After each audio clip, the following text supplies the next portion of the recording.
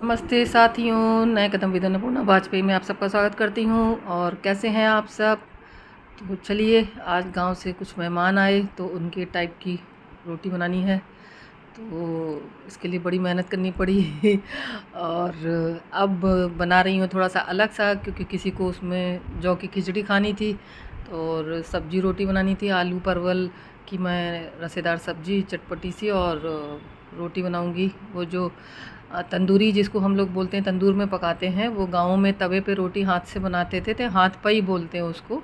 हाथ से जो पाए के मतलब हाथ पे ही बेलते हैं उसको। अभी मैं आगे दिखाऊंगी आपको कि किस तरीके से उसको मैंने बनाया। तो ये मैं जौ के दलिए का खिचड़ी बना रही हूँ। तो ये उसमें मैंने सब्जियां काट ली हैं। परवल की सब्ज़ी हमारी बन गई है, मैं उसका बता नहीं पाई। तो परवल की सब्ज़ी में कोई ख़ास नहीं था, बस उसको मैंने टमाटर और हरी मिर्च ज़्यादा डाल दी थी, चटपटी, क्योंकि गांव के लोग चटपटा ज़्यादा खाते हैं। कुछ कुछ होते हैं जो मिर्च वगैरह कम खाते हैं, लेकिन कुछ होते हैं जो ज़्यादा खाते हैं। तो ये दलिए का जो खिचड़ी बनानी है, उसमें मैंने थोड़ा सा प्याज टमाटर हरी धनिया हरी मिर्च और लहसुन अदरक वगैरह सब काट पीट के इसमें डाल दिया है। और डाल रही हूँ थोड़ी सी हल्दी, थोड़ी सी लाल मिर्च का जो है कूटी हुई का लाल मिर्च, और ये है नमक, अपनी मर्ज़ी से डाल दीजिए। और ये है स्वीट कॉर्न जो मैंने भिगो के रखे हुए थे।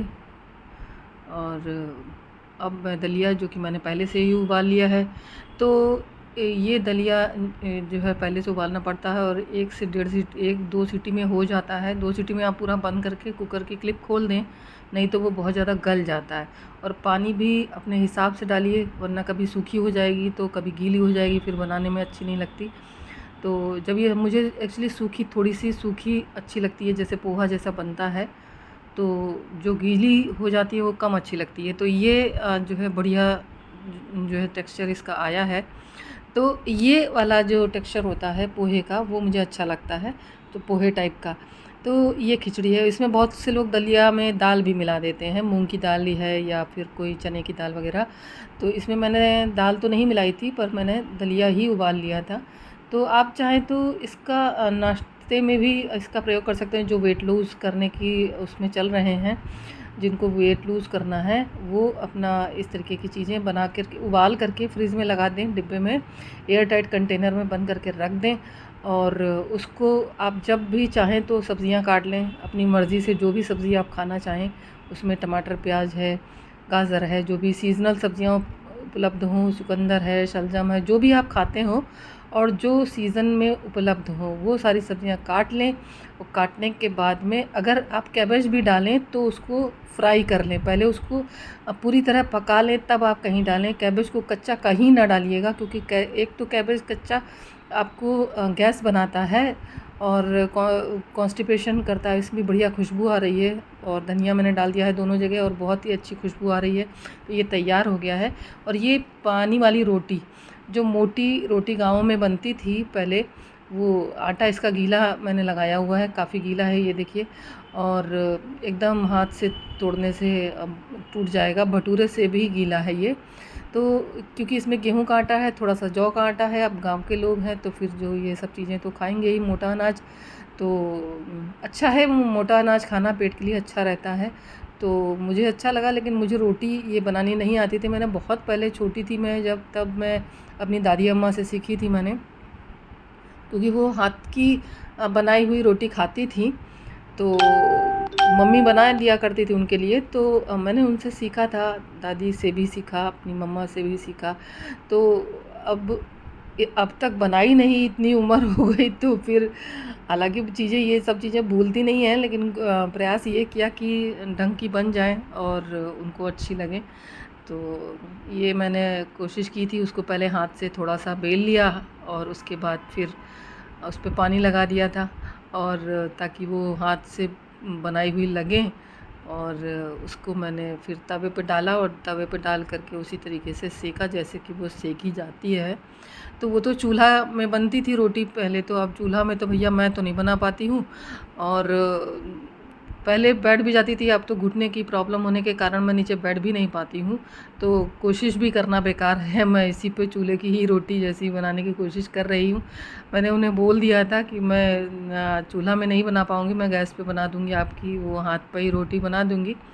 तो मैंने यूट्यूब पे भी देखा और किस तरीके से बनाते हैं, तो ये मैंने शॉर्टकट निकाला और उस पे मैंने उसी से मैंने बनाने की कोशिश की और देखती हूँ उनको कैसी लगेगी।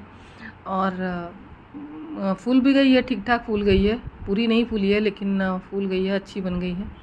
और चूँकि ये थोड़ी-सी कुरकुरी हो जाती हैं, खाने में अच्छी लगती होंगी, इसीलिए लोग गाँव के लोग प्रेफ़र करते होंगे। दूसरा क्या है कि उनका चक्की का आटा होता था, अब तो बड़ी वाली चक्कियों में पीसने लगा है। पहले वो गाँव में जो हाथ वाली चक्कियाँ होती थी, उस पे पीसा करती थीं औरतें। तो उसको अच्छे से मसलती थी, खूब मसलती थी, मसलने के बाद में उसमें लस निकल आता था और उसके बाद बेलती थी, हाथ से भी बना लेती थी, ऐसे भी। तो अपनी-अपनी इच्छा है, अपना ऐसे ये मैंने इसको गीला किया है आटा, तो इसको सूखे आटे में लगा करके और मैं ऐसे गोल करके इसे पहले ऐसे कर लूँगी, उसके बाद फिर उसको रख करके नीचे पानी लगा दूँगी, फिर तवे पे डाल दूँगी। तो इस तरीके से मैंने प्रयास किया था और जो है हाथ पाई रोटी बनाई है। तो बन तो रही हैं और पसंद आ जाए, उनको खाने में अच्छी लगे, बस इतना ही है। और किसी को भी जब भी कोई कुछ बनाता है तो उसे अच्छा लगना चाहिए। तो जैसे अब कोई शहर का कोई आता है तो उसके लिए कुछ भी बना दो, पनीर का बना दो, अब वो पनीर खाते नहीं हैं। तो अब इस तरीके से ये एक तरीका ये भी है, इसको हमने ऐसे गीला था आटा, सूखा आटा लगा करके हमने ऐसे हाथ से ही बनाया जाए, ऐसे ही रोटी बनती है फ़िलहाल। आप अगर मान लो तो यूट्यूब पे देखें किसी को बनाते हुए, तो वो रोटी ऐसे ही बनाई जाती है जो हाथ पे इसी तरीके से बनती है। तो इसी में मैंने पानी लगा दिया और मैंने इसको तवा पे चढ़ा दिया, तो वो बन गई थी, लेकिन उतना नहीं फूल पाई जो चूल्हे में फूलती है। खैर जैसी भी हो, बन तो गई है। मुझे इसी बात की खुशी है कि मैंने हाथ पाई बना ली है और वो अभी जब उनको मैं खाने को दूँगी तो शायद उन्हें पसंद आएगी ज़रूर से। तो देखते हैं जैसी भी लगे। तो खाने में मैं ये बता रही थी कि कुछ चीज़ें होती हैं जो लोग आजकल के बच्चे समझते नहीं हैं कि खाएं क्या हम। तो वो बंद गोभी है, मोमोज़ हैं, ये सारी चीज़ें। अगर मोमोज़ वगैरह खाते भी हैं तो उनको गेहूं के आटे से बनवाएं घर पे, तब खाएं। तो चलिए दोस्तों, देखते हैं उनको पसंद आएगा कि नहीं आएगा।